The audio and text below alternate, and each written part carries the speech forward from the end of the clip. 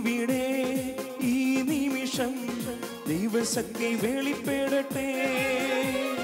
ഇന്നിവിടെ ഈ നിമിഷം ദൈവശക്തി വെളിപ്പെടട്ടെ. ഇന്നും ജീവിക്കുന്ന യേശുവിന്റെ സാന്നിധ്യത്തെ ജനതകൾ കണ്ടിടട്ടെ. ഇന്നും ജീവിക്കുന്ന യേശുവിന്റെ സാന്നിധ്യത്തെ ജനതകൾ കണ്ടിടട്ടെ. കർത്താവിന്റെ കരബലം പൂർണ്ണമായി വെളിപ്പെടും, അത്ഭുതങ്ങൾ സംഭവിക്കട്ടെ. കർത്താവിന്റെ കരബലം പൂർണ്ണമായി വെളിപ്പെടും, അടയാളങ്ങൾ സംഭവിക്കട്ടെ. ഇന്നിവിടെ ഈ നിമിഷം ദൈവശക്തി വെളിപ്പെടട്ടെ. ഇന്നിവിടെ ഈ നിമിഷം ദൈവശക്തി വെളിപ്പെടട്ടെ. ഇന്നും ജീവിക്കുന്ന യേശുവിന്റെ സാന്നിധ്യത്തെ ജനതകൾ കണ്ടിടട്ടെ. ഇന്നും ജീവിക്കുന്ന യേശുവിന്റെ സാന്നിധ്യത്തെ ജനതകൾ കണ്ടിടട്ടെ.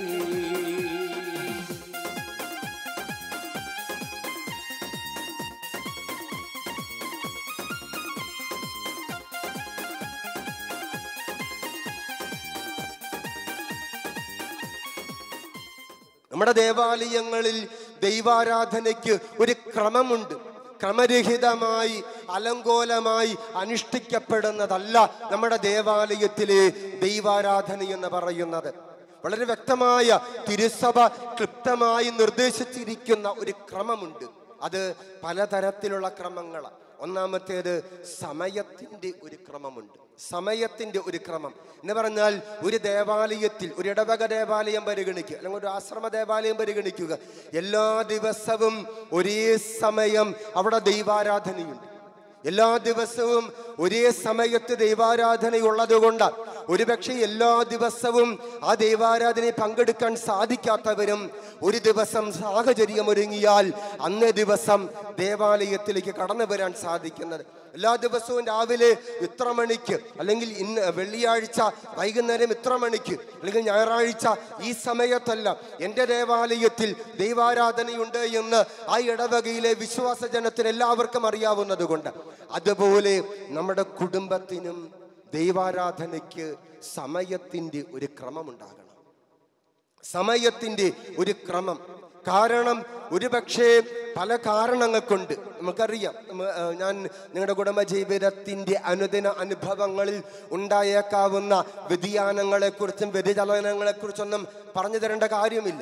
പക്ഷേ എല്ലാ ദിവസവും വൈകുന്നേരം 7:30 മണിക്ക് എൻ്റെ കുടുംബമാകുന്ന ദേവാലയത്തിൽ ദൈവാരാധന, കുടുംബാംഗങ്ങളുടെ ദൈവാരാധനയുണ്ട് എന്ന് അറിയാവുന്ന ഒരു കുടുംബാംഗം ഒരുപക്ഷെ ഭവനത്തിലേക്കുള്ള യാത്രാമധ്യയാണ് എങ്കിൽ കുടുംബാംഗങ്ങളോട് ആത്മീയമായി ഐക്യപ്പെട്ടുകൊണ്ട് ആ യാത്രയിൽ പ്രാർത്ഥന നടത്തുവാൻ, ദൈവാരാധന നടത്തുവാൻ ആ വ്യക്തിയെ കൊണ്ട് സാധിക്കും.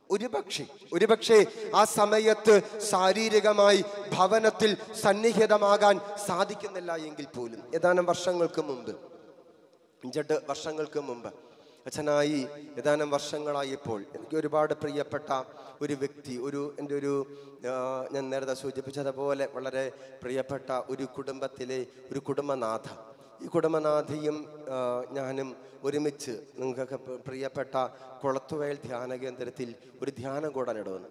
ധ്യാനം കഴിഞ്ഞ് തിരിച്ച് എനിക്ക് പോകേണ്ടിയിരുന്നത് ആലുവയ്ക്ക്. അപ്പോൾ വൈകുന്നേരം ഇൻ്റർസിറ്റി എക്സ്പ്രസ്സിന് കോഴിക്കോട് റെയിൽവേ സ്റ്റേഷനിൽ നിന്ന് ട്രെയിൻ ബുക്ക് ചെയ്തിട്ടുണ്ട്. ഞങ്ങൾ രണ്ടുപേരും ബുക്ക് ചെയ്തിട്ടുണ്ട്. ആ ചേച്ചിക്ക് പോകേണ്ടത് ആലുവയ്ക്കാണ്, അങ്കമാലിയിലെ ചേച്ചിയുടെ വീട്. അപ്പം എന്നോട് ആ ചേച്ചി ചോദിച്ചു, അച്ഛാ എൻ്റെ ആങ്ങളയുടെ വീട് ഈ കോഴിക്കോടുണ്ട്, അപ്പം ധ്യാനം കഴിയുന്ന സമയത്ത് എൻ്റെ ആങ്ങള വന്നു കഴിഞ്ഞാൽ നമുക്ക് 2 പേർക്കും ആ വീട്ടിലൊന്ന് പോയി പ്രാർത്ഥിച്ച് അവിടുന്ന് ഉച്ചഭക്ഷണമൊക്കെ കഴിച്ചിട്ട് നമുക്ക് 4 മണിയാകുമ്പോൾ റെയിൽവേ സ്റ്റേഷനിലേക്ക് അവർ കൊണ്ടുപോയി ആക്കിക്കോളും. പിന്നെ എനിക്ക് കുഴപ്പമൊന്നുമില്ല, നമുക്ക് പോകാം. ഏതായാലും ഈ ചേച്ചിയുടെ ആങ്ങള ഞങ്ങളെ കാറിന് വന്ന് കൂട്ടിക്കൊണ്ടുപോയി. വീട്ടിലെത്തി കുറച്ചു നേരം ഇരുന്ന് വർത്തമാനമൊക്കെ പറഞ്ഞ് പിന്നെ ഈ ആങ്ങള ഒരു എവിടെ പോകുന്നത് ഞാൻ കണ്ടു. പിന്നെ ഉച്ചഭക്ഷണം കഴിഞ്ഞ പാടെ ആളെ എവിടെയോ പോകുന്നത് കണ്ടു. അത് കഴിഞ്ഞ് എനിക്ക് ട്രെയിനെക്കുറിച്ചുള്ള സമയചിന്തയുള്ളത് കൊണ്ട് പ്രാർത്ഥിക്കണ്ടേ, കുടുംബനാഥൻ വന്നിട്ട് വേണമല്ലോ പ്രാർത്ഥിക്കാൻ. ഇപ്പം വരുമെന്നാ മറ്റേ പറഞ്ഞിട്ടാണ് പോയത്, പക്ഷെ കാണുന്നില്ല. ഏതായാലും ഒരു 2:30 മണിയൊക്കെ ആയപ്പോഴത്തേക്കും ഞാൻ ചേച്ചിയോട് പറഞ്ഞു, ചേച്ചി നമുക്ക് പ്രാർത്ഥിച്ചിട്ട് ഇറങ്ങണ്ടേ, അല്ലെങ്കിൽ നമുക്ക് ട്രെയിൻ മിസ്സായാലോ. ഏതായാലും പ്രാർത്ഥിക്കാൻ വേണ്ടി ഒരുങ്ങിയപ്പോഴും ഈ കുടുംബനാഥൻ വരുന്നില്ല. അപ്പം ഈ ചേച്ചിക്ക് ആ കുടുംബത്തിൽ രണ്ട് ആൺപിള്ളേരാണ് ഉള്ളത്. ഈ പിള്ളേർക്ക് വേണ്ടി പ്രാർത്ഥിക്കാൻ വേണ്ടിയാണ് എന്നെ കൊണ്ടുപോയേക്കുന്നത്. അപ്പം മൂത്തവനെ ഒന്ന് മുട്ടുകുത്തി അച്ഛൻ്റെ മുമ്പിൽ മുട്ടുകുത്തിച്ച് അച്ഛൻ തല കൈവച്ച് പ്രാർത്ഥിക്കാനുള്ള ആ കൊച്ചിൻ്റെ അമ്മയുടെ പരിശ്രമം ഒരുപാട് ദീർഘിച്ചിട്ടും വിഫലമായപ്പോൾ രണ്ടാമത്തെ കുഞ്ഞിനെ പിടിക്കാൻ നോക്കി. അവനും കബഡി കളിച്ച് അവനും അവൻ്റെ വഴിക്ക് പോയി കഴിഞ്ഞപ്പോൾ ഈ അമ്മ എന്നോട് പറയുക, അച്ഛ അങ്ങനെയെങ്കിൽ എൻ്റെ 2 മക്കൾക്കും വേണ്ടി എൻ്റെ തലയിൽ കൈവച്ച് പ്രാർത്ഥിച്ചാൽ മതി. ആയിക്കോട്ടെ എന്ന് ഞാനും പറഞ്ഞു. അങ്ങനെ ആ അമ്മയുടെ തലയിൽ കൈവച്ച് പ്രാർത്ഥിക്കുമ്പോൾ എൻ്റെ കൂടെയുള്ള എന്നെ ഈ വീട്ടിൽ കൊണ്ടുപോയേക്കുന്ന ചേച്ചി ഉണ്ടല്ലോ, ഈ പറഞ്ഞ മുട്ടുകുത്തി നിൽക്കുന്ന സ്ത്രീയുടെ നാത്തൂൻ, ഈ സ്ത്രീ എന്നെക്കുറിച്ച്, ഈ ചേച്ചി എന്നെക്കുറിച്ച് വളരെ വാചാലമായി ഈ വ്യക്തികളെക്കുറിച്ച് പറഞ്ഞിട്ട് ഒരുപാട് പ്രാർത്ഥനയെക്കുറിച്ചും അങ്ങനെ ഇങ്ങനെയൊക്കെ പറഞ്ഞിട്ടുണ്ട്. അപ്പം ഞാൻ ഈ വ്യക്തിയോട് പ്രാർത്ഥിക്കുമ്പോൾ എനിക്ക് വരുന്ന ചിന്ത ഇപ്രകാരം, എൻ്റെ മനസ്സിലേക്ക് പരിശുദ്ധാത്മാവ് പറയുന്നത്, പ്രാർത്ഥിക്കാത്തവർ പ്രാർത്ഥിക്കാതിരിക്കുന്നത് സമയമില്ലാഞ്ഞിട്ടല്ല, വിശ്വാസമില്ലാഞ്ഞിട്ടാണ്. ഇത് പറഞ്ഞപ്പോഴത്തേക്കും ദൈവമേ ഇതെങ്ങനെയാ ഇവരോട് പറയുന്നത്? എല്ലാ ദിവസവും 1 മണിക്കൂർ വ്യക്തിപരമായി പ്രാർത്ഥിക്കുന്ന, അവിടെ കൺവെൻഷന് പോകുന്ന, ഇവിടെ പ്രാർത്ഥന കൂട്ടായ്മയ്ക്ക് പോകുന്ന, ആ ഗ്രൂപ്പിൽ പോകുന്ന, ഈ ധ്യാന കേന്ദ്രത്തിൽ പോകുന്ന, അങ്ങനെ ഒരുപാട് പ്രാർത്ഥനയെക്കുറിച്ച്, പ്രാർത്ഥനാപരമായ സംഗതികളെക്കുറിച്ച് ഈ ചേച്ചിയെക്കുറിച്ച് എന്നെ ഈ വീട്ടിൽ കൊണ്ടുപോയ ചേച്ചി പറഞ്ഞിട്ടുള്ളത് കൊണ്ട് ദൈവമേ എന്നോട് പരിശുദ്ധാത്മാവ് പറഞ്ഞത് പരിശുദ്ധാത്മാവിന് അബദ്ധം പറ്റിയതാണോ എന്നുള്ള ചിന്തയിൽ ഞാനിങ്ങനെ പറയാതെ ബലം പിടിച്ച് ഞാനിങ്ങനെ പ്രാർത്ഥിച്ചുകൊണ്ടിരിക്കുക. അപ്പോൾ ഞാൻ ഇത് പറയാതായപ്പോഴത്തേക്കും പരിശുദ്ധാത്മാവിനോട് പറഞ്ഞു, അങ്ങനെ നീ അത് പറയണ്ട, നീ ഇങ്ങനെ പറ. എങ്ങനെ പറയണം?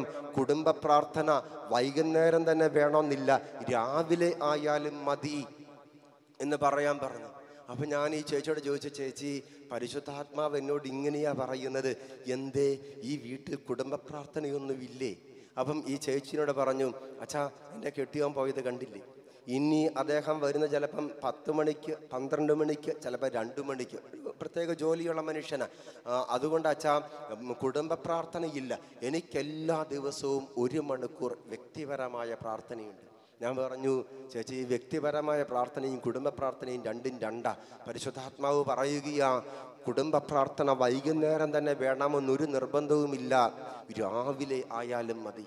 സ്നേഹമുള്ള സഹോദരങ്ങളെ, കുടുംബജീവനം നയിക്കുന്ന സ്നേഹമുള്ള സഹോദരങ്ങൾ തിരിച്ചറിയണം, കുടുംബാംഗങ്ങൾക്കെല്ലാവർക്കും ഒരുമിച്ച് പങ്കെടുക്കാൻ ഏറ്റവും അനുയോജ്യമായ സമയം ഏതാണോ ആ സമയമാണ് കുടുംബ പ്രാർത്ഥനയ്ക്ക് ഏറ്റവും അനുയോജ്യമായ സമയം.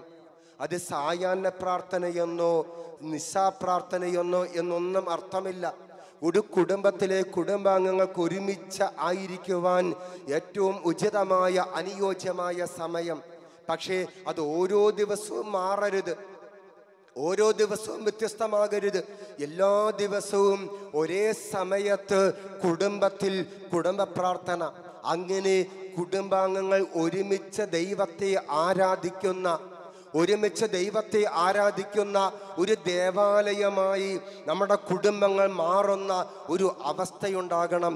അവിടെയാ കുടുംബം ഒരു ദേവാലയമായി മാറുന്നത് എന്ന് ദൈവത്തിൻ്റെ പരിശുദ്ധാത്മാവ് നമ്മെ ഓർമ്മപ്പെടുത്തുകയാണ്. നമുക്കറിയാമല്ലോ, തിരുസഭയുടെ അടിസ്ഥാന ഘടകമായിരുന്ന ജെറൂസലേമിലെ സഭയെക്കുറിച്ച് ദൈവത്തിൻ്റെ വചനം എത്ര ഹൃദ്യമായിട്ടാ നമ്മോട് പറയുന്നത്. അപ്പസ്തോലന്മാരുടെ പ്രവർത്തനത്തിൻ്റെ 2-ാമത്തെ അധ്യായത്തിൻ്റെ 42-ാമത്തെ വാക്യത്തിൽ ഇപ്രകാരം വായിക്കുന്നുണ്ട്, അവർ അപ്പസ്തോലന്മാരുടെ പ്രബോധനം, കൂട്ടായ്മ, അപ്പം മുറിക്കൽ, പ്രാർത്ഥന എന്നിവയിൽ സദാ താല്പര്യപൂർവ്വം പങ്കുചേർന്നു. കുടുംബത്തെ സഭയാക്കി മാറ്റുന്നത്, കുടുംബത്തെ ദേവാലയമാക്കി മാറ്റുന്നത് ഈ പ്രാർത്ഥന എന്ന ഘടകമാണ് എന്ന് ദൈവത്തിൻ്റെ വചനം നമ്മെ ഓർമ്മപ്പെടുത്തുകയാണ്. സ്നേഹമുള്ള സഹോദരങ്ങളെ, അതുപോലെ തന്നെ ഈ കുടുംബ പ്രാർത്ഥനയുടെ ക്രമത്തെക്കുറിച്ച് ചിന്തിക്കുമ്പോൾ അഭിമന്യ പിതാവ് സൂചിപ്പിച്ച കാര്യം ഞാൻ പലപ്പോഴും മനസ്സിൽ ഓർക്കാറുള്ളത് എന്ന് പറഞ്ഞാൽ, സ്നേഹമുള്ളവരെ, പിതാവ് വളരെ വ്യക്തമായിട്ട് പറഞ്ഞൊരു കാര്യമാണ്. ഒരു വ്യക്തി നന്മ നിറഞ്ഞ മറിയമേ എന്ന പ്രാർത്ഥന ചൊല്ലിത്തീരുന്നതിന് മുമ്പ് മറ്റുള്ളവരെ പരിശുദ്ധ മറിയമേ തുടങ്ങുന്ന അവസ്ഥ, അല്ലെങ്കിൽ ഇന്ന് ഇങ്ങനെയുള്ളതായ ചില പ്രവണതകൾ, അല്ലെങ്കിൽ പ്രാർത്ഥനയിലെ വാക്കുകൾ വിഴുങ്ങിപ്പോകുന്ന അവസ്ഥകൾ ഞാൻ പലപ്പോഴും ചിന്തിക്കാറുണ്ട്. ഏതെങ്കിലും ഒരു അക്രൈസ്തവ വ്യക്തി വീടിന് പുറത്ത് വന്ന് നമ്മുടെ കുടുംബ പ്രാർത്ഥനകൾ ഒന്ന് കേൾക്കുവാൻ ഇടവന്നാൽ ഉറപ്പായിട്ടും അവർ ചിന്തിക്കും, എന്നാലും ഇവരെ സമ്മതിക്കണം, ഇവരിപ്പോഴും സുറിയാനിയിലാണ് പ്രാർത്ഥിക്കുന്നതാണ്. കാരണം എന്താ? നമ്മുടെ പ്രാർത്ഥന കേട്ടാൽ ഒരൊറ്റ അക്രൈസ്തവർക്കും നമ്മുടെ പ്രാർത്ഥന മനസ്സിലാകത്തില്ല. ഞാൻ പലപ്പോഴും ചിന്തിക്കും, ഒരുപാട് വർഷങ്ങൾ കുടുംബത്തിൽ കുടുംബ പ്രാർത്ഥന നടത്തിയ നമ്മുടെ കുഞ്ഞുങ്ങൾ എന്തുകൊണ്ടാ നമ്മുടെ അമ്മമാര് ചൊല്ലുന്ന പല പ്രാർത്ഥനയും കാണാതെ പഠിക്കാതെ പോകുന്നത്? അത് ഭാഷാപരത്തെക്കാൾ വ്യംഗ്യമായിട്ടാ പറഞ്ഞു പോകുന്നത്, ചൊല്ലിപ്പോകുന്നത്. ചില സ്ഥലങ്ങളിൽ ഒരു പ്രയോഗമുണ്ട്, പ്രാർത്ഥന എത്തിക്കുക. സ്നേഹമുള്ള സഹോദരങ്ങളെ, എങ്ങനെയെങ്കിലും എത്തിക്കേണ്ട ഒരു സംഗതിയാ ഈ കുടുംബ പ്രാർത്ഥന എന്ന ഒരു ചിന്ത പാടില്ല. പകരം കുടുംബത്തിൻ്റെ ആരാധനയ കുടുംബ പ്രാർത്ഥന. കുടുംബാംഗങ്ങൾ ഒരുമിച്ച് ദൈവത്തെ ആരാധിക്കുന്ന ഈ കുടുംബ പ്രാർത്ഥനയിൽ മാതാപിതാക്കളും മക്കളും, ഞാൻ ഓർക്കുന്നു, എൻ്റെ കുഞ്ഞുനാളിൽ ഞാൻ സ്കൂളിൽ പഠിക്കുന്ന സമയത്ത് എൻ്റെ ഇടവകയിൽ വികാരിയായിരുന്ന വലിയ വിശുദ്ധനായ ഒരു വൈദികന, കേരളത്തിലെ കത്തോലിക്ക കരിസ്മാറ്റിക് നവീകരണത്തിലെ ആദ്യകാല ധ്യാന ഗുരുക്കന്മാരിൽ ഒരാളാണ്, വലിയ വിശുദ്ധനായ ഒരു വൈദികൻ. ഈ കഴിഞ്ഞ വർഷം അദ്ദേഹം റിട്ടയർ ചെയ്തു. ബഹുമാനപ്പെട്ട ജോർജ് നിരവത്തച്ഛൻ, പാലാരൂപതയിലെ വിശുദ്ധനായ ഒരു വികാരിയച്ഛൻ. ആ അച്ഛൻ അന്ന് ഞങ്ങളുടെ ഇടവക പള്ളിയിൽ വികാരിയായിരിക്കുമ്പോൾ അന്ന് അച്ഛൻ ഞങ്ങൾ പറഞ്ഞ, അന്ന് പള്ളിയിൽ ഒരു പ്രസംഗത്തിന് അച്ഛൻ പറഞ്ഞൊരു സംഭവം ഞാൻ ഓർക്കുന്നുണ്ട്. ഞാൻ പറഞ്ഞു, ഇതാ മാതാപിതാക്കൾ, പ്രത്യേകിച്ച് അപ്പൻ, സോഫ കും ബെഡേൽ, നല്ല പ്രയോഗമാ, സോഫ കും ബെഡേൽ ഇരുന്നും പാതി കിടന്നും കുടുംബ പ്രാർത്ഥന നടത്തിയാൽ മക്കൾ മുട്ടുകുത്തി പ്രാർത്ഥിക്കണമെന്ന് പ്രതീക്ഷിക്കരുത്.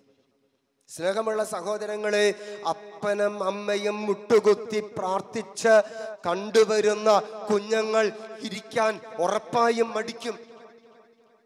നമ്മൾ ഓർക്കണം, നമ്മൾ ത്യാഗത്തോടുകൂടി വേദനയോടുകൂടി വിരിഞ്ഞ കരങ്ങളുമായി പ്രാർത്ഥിക്കേണ്ടതിൻ്റെ ആവശ്യകത മാതാപിതാക്കൾ മക്കൾക്ക് പറഞ്ഞു കൊടുക്കുകയല്ല, സ്വന്തം ജീവിത മാതൃക കൊണ്ട് പകർന്നു കൊടുക്കുന്ന ഒരവസ്ഥ ഞാൻ ഓർക്കുന്നുണ്ട്. ഞാൻ കോളേജിൽ പഠിക്കുന്ന സമയത്ത് ഞാൻ ഒരു ജീസസ് യൂത്തൊക്കെ ആയിട്ട് ഇങ്ങനെ നടക്കുന്ന സമയത്ത് എൻ്റെ അപ്പച്ചൻ്റെ മുട്ടയിൽ ഒരു രൂപത്തൊട്ടിൻ്റെ വട്ടത്തിലുള്ള കറുത്ത തഴമ്പ് കാണിച്ചുകൊണ്ട് എൻ്റെ കൂട്ടുകാർ ചോദിക്കുമായിരുന്നു, കണ്ടില്ലാടാ നിന്റെ മുട്ടയിലുണ്ടോ ഇത്തരത്തിലൊരു തഴമ്പ്?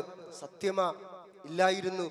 കാരണം സ്നേഹമുള്ള സഹോദരങ്ങളെ, സ്കൂളിലും കോളേജിലും പഠിക്കുന്ന കാലഘട്ടത്തിൽ വെളുപ്പിനെ 3 മണിക്കും 2:30ക്കും 3 മണിക്കുമൊക്കെ പഠിക്കുവാൻ വേണ്ടി ഞാൻ ഉറക്കം തെളിയുമ്പോൾ ഞാൻ കണ്ടുണർന്ന കാഴ്ച എന്ന് പറയുന്നത് തിരുഹൃദയ രൂപത്തിന് മുമ്പിൽ മുട്ടുകുത്തി ജപമാല ചൊല്ലി പ്രാർത്ഥിക്കുന്ന എൻ്റെ അപ്പച്ചനെ കണ്ടുകൊണ്ടാണ്. എന്നെ പ്രാർത്ഥനയെക്കുറിച്ച് പഠിപ്പിച്ചത്, പ്രാർത്ഥിക്കാൻ പഠിപ്പിക്കുന്ന ദൈവമെന്ന പാത്രപ്പങ്കലച്ഛൻ്റെ പുസ്തകമൊന്നുമല്ല എന്ന് ഞാൻ പല വേദിയിലും പറഞ്ഞിട്ടുണ്ട്. മുട്ടുകുത്തി കൈവിരിച്ചു പിടിച്ച് പ്രാർത്ഥിക്കുന്ന അപ്പച്ചൻ്റെ ജപമാല പ്രാർത്ഥന കണ്ടുകൊണ്ട പ്രാർത്ഥനയുടെ ശക്തിയെക്കുറിച്ച് സ്നേഹമുള്ള സഹോദരങ്ങളെ, കുടുംബജീവിതത്തിലെ ഓരോ പ്രതിസന്ധികള്, ഓരോ സാമ്പത്തിക അരിഷ്ടതകള്, ഓരോ കഷ്ടപ്പാടുകള് കടന്നു വരുമ്പോൾ മുറുകെ പിടിച്ച ജപമാലയിൽ നിന്ന് ശക്തി സ്വീകരിച്ച് ആ പ്രതിസന്ധികള് ഒന്നൊന്നായി തരണം ചെയ്ത അപ്പച്ചന്റെ ജീവിത മാതൃകയ പ്രാർത്ഥനയ്ക്ക് ശക്തിയുണ്ട് എന്നെ പഠിപ്പിച്ചത്. സ്നേഹമുള്ള മാതാപിതാക്കളെ, സ്വന്തം ജീവിത മാതൃക കൊണ്ട് പ്രാർത്ഥനയുടെ ശക്തി മക്കൾക്ക് പകർന്നു കൊടുക്കുവാൻ സാധിക്കുന്ന മാതാപിതാക്കൾക്ക് ഉറപ്പാ അവനും അവളും ഏതെല്ലാം വഴിയിലൂടെ പോയാലും പേടിക്കേണ്ടതില്ല. ഏതെല്ലാം വഴിയിലൂടെ പോയാലും അതിന് പകരം പലപ്പോഴും പറയാറുള്ള ഒരു സംഗതിയുണ്ട്. ഒരു കാലഘട്ടത്തില് 10 മണിയുള്ള ജപമാല ഉരുട്ടി പ്രാർത്ഥിച്ചിരുന്ന മാതാപിതാക്കളുടെ കരങ്ങളിൽ നിന്ന് ഈ 10 മണിയുള്ള ജപമാല മാറിയിട്ട് ആ 10 അക്കങ്ങളുള്ള ആ റിമോട്ട് കൺട്രോൾ വന്നു കഴിഞ്ഞപ്പോൾ നമ്മുടെ കുടുംബത്തിലേക്ക് തകർച്ചകൾ കടന്നു വരാൻ തുടങ്ങുന്നത്. അതേ, പ്രാർത്ഥനയുടെ ആലയമായിരിക്കേണ്ട, ദേവാലയങ്ങളായിരിക്കേണ്ട നമ്മുടെ കുടുംബങ്ങള് ഇന്ന് കോമഡി ചാനലുകളും വൃത്തികെട്ട വാർത്താ ചാനലുകളുമൊക്കെ അരങ്ങ് തകർക്കുന്ന വെറും മ്ലേച്ഛമായ ഇടമായി നമ്മുടെ കുടുംബങ്ങൾ, നമ്മുടെ ഭവനങ്ങൾ അധപ്പതിച്ചപ്പോഴല്ലേ ഇന്ന് നമ്മുടെ കുടുംബങ്ങൾ അഭിമുഖീകരിക്കുന്ന ഒരുപാട് പ്രതിസന്ധികളൊക്കെ നമ്മുടെ കുടുംബത്തിൽ ഉരുത്തിരിയാൻ തുടങ്ങിയത് എന്ന് ഒരു ചിന്ത എന്തുകൊണ്ടും ഉചിതമാണ് എന്ന് ഈ നിമിഷം ഞാൻ ഓർക്കുകയും. സ്നേഹമുള്ളവരെ, കുടുംബം ഒരു ദേവാലയമായിരിക്കുക. കുടുംബം പ്രാർത്ഥനയുടെ പരിശീലന കളരിയായി, കുടുംബം പ്രാർത്ഥനയുടെ പരിശീലന കളരിയായി മാറേണ്ടതിൻ്റെ ആവശ്യകത ഞാൻ ഓർക്കുന്നത്. എസ്തേറിന്റെ പുസ്തകത്തിന്റെ 13-ാമത്തെ അധ്യായത്തിന്റെ അവസാന വാക്യം ഇപ്രകാരം: എല്ലാ ഇസ്രായേൽക്കാരും അത്യുച്ചത്തിൽ കരഞ്ഞു, കാരണം അവർ മരണം മുൻപിൽ കാണുകയായിരുന്നു. എല്ലാ ഇസ്രായേൽക്കാരും അത്യുച്ചത്തിൽ കരഞ്ഞു, കാരണം അവർ മരണം മുന്നിൽ കാണുകയായിരുന്നു. 14-ാമത്തെ വാക്യം, അധ്യായം 1-ാമത്തെ വാക്യം: എസ്തേർ രാജ്ഞി മരണതുല്യമായ ഉത്കണ്ഠയ്ക്ക് അധീനയായി അവൾ കർത്താവിങ്കലേക്ക് ഓടി. എസ്തേർ രാജ്ഞി മാത്രം എല്ലാ ഇസ്രായേൽക്കാരും മരണം മുന്നിൽ കണ്ടുകൊണ്ട് അത്യുച്ചത്തിൽ കരഞ്ഞപ്പോൾ ഇവിടെ ഒരു വ്യക്തി മാത്രം കർത്താവിൻ്റെ പക്കലേക്ക് കടന്നു ചെല്ലുകയും എന്നിട്ട് അവൾ പ്രാർത്ഥിക്കുകയും വസ്ത്രാഡംബരങ്ങളെല്ലാം ഉപേക്ഷിച്ച് ദുഃഖത്തിൻ്റെയും വിലാപത്തിൻ്റെയും വസ്ത്രം ധരിച്ചു. വിലയേറിയ സുഗന്ധ വസ്തുക്കൾ പകരം ചാരവും ചാണകവും കൊണ്ട് അവൾ തലമൂടി ശരീരത്തെ അത്യന്തം എളിമപ്പെടുത്തി അവൾ പ്രാർത്ഥിക്കുകയും അവളുടെ പ്രാർത്ഥനയുടെ 5-ാമത്തെ വാക്യം ഇപ്രകാരം: കർത്താവേ, അങ്ങ് സകല ജനതകളിൽ നിന്ന് ഇസ്രായേലിനെ തെരഞ്ഞെടുത്തുവെന്നും ഞങ്ങളുടെ പൂർവികന്മാരെ അവർ എല്ലാ ഞങ്ങളുടെ പിതാക്കന്മാരെ അവർ എല്ലാ പൂർവികന്മാരിൽ നിന്ന് ഒരു ശാശ്വത അവകാശമായി തിരഞ്ഞെടുത്തുവെന്നും അവരോട് വാഗ്ദാനം ചെയ്തതെല്ലാം അങ്ങ് നിറവേറ്റിയെന്നും എൻ്റെ ജനനം മുതൽ ഞാൻ എൻ്റെ കുടുംബഗോത്രത്തിൽ പറഞ്ഞു കേട്ടിട്ടുണ്ട്. സ്നേഹമുള്ള സഹോദരങ്ങളെ, പ്രാർത്ഥനയ്ക്ക് ഉത്തരമായി ദൈവം പ്രവർത്തിക്കുന്ന വ്യക്തമായ അടയാളങ്ങള്, വ്യക്തമായ അത്ഭുതങ്ങള് പ്രാർത്ഥിക്കുന്ന കുടുംബങ്ങളിൽ അത് ഒറ്റപ്പെട്ട ഉദാഹരണങ്ങളായിരിക്കില്ല. ദൈവം അക്ഷരാർത്ഥത്തിൽ അത്ഭുതകരമായി ഇടപെടുന്ന 100 കണക്കിന് ഉദാഹരണങ്ങള്. ദൈവം അത്ഭുതകരമായി ഇടപെട്ട് എല്ലാ വാതിലുകളും അടഞ്ഞുവെന്ന് ചിന്തിക്കുന്ന, എല്ലാ മാർഗങ്ങളും അവസാനിച്ചുവെന്ന് ചിന്തിക്കുന്ന, രക്ഷയുടെ അവസാനത്തെ കച്ചത്തുരുമ്പും പൊട്ടിയെന്ന് ചിന്തിക്കുമ്പോൾ ജീവിതത്തിൻ്റെ നിമിഷങ്ങളിൽ അത്ഭുതകരമായി ദൈവം ഇടപെടുന്ന സംഭവങ്ങൾ പ്രാർത്ഥിക്കുന്ന കുടുംബങ്ങളിൽ വിരളമായിരിക്കുകയില്ല. അത്തരത്തിലുള്ള അനുഭവങ്ങളാ വിശ്വാസത്തിൻ്റെ വീരോചിതമായ ഐതിഹാസികമായ ഉദാഹരണങ്ങളായി മാറുവാൻ മക്കളെ പരിശീലിപ്പിക്കുന്നത് എന്ന് ഈ എസ്തേറിന്റെ സംഭവം നമ്മെ ഓർമ്മപ്പെടുത്തുകയാണ്. പ്രാർത്ഥനയുടെ ആലയങ്ങളായി നമ്മുടെ കുടുംബങ്ങൾ മാറേണ്ടതിൻ്റെ ആവശ്യകത